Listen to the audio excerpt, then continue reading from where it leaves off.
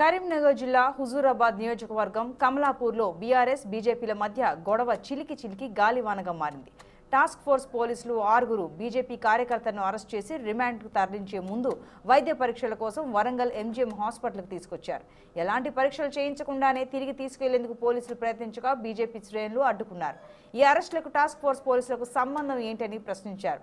అంబేద్కర్ రాసిన రాజ్యాంగాన్ని బీఆర్ఎస్ ప్రభుత్వం అపహాస్యం చేస్తోందని, బీజేపీ కార్యకర్తలను ఇలా అరెస్ట్ చేసుకుంటూ పోతే తెలంగాణలోని జైళ్లు సరిపోవని బీజేపీ అధికార ప్రతినిధి రాకేష్ రెడ్డి అన్నారు. చేస్తున్నారు ప్రజాస్వామ్యానికి అర్థం లేకుండా చేస్తా ఉన్నారు. వందల కోట్ల రూపాయలు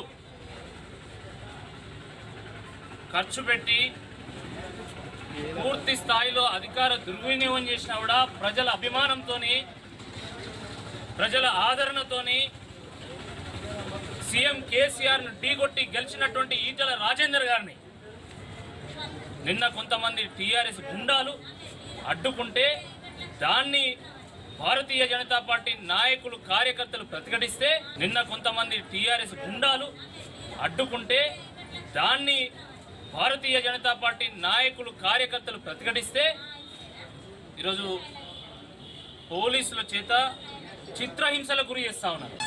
ప్రజాస్వామ్యాన్ని కూని చేస్తున్నారు. ప్రజాస్వామ్యానికి అర్థం లేకుండా చేస్తా ఉన్నారు.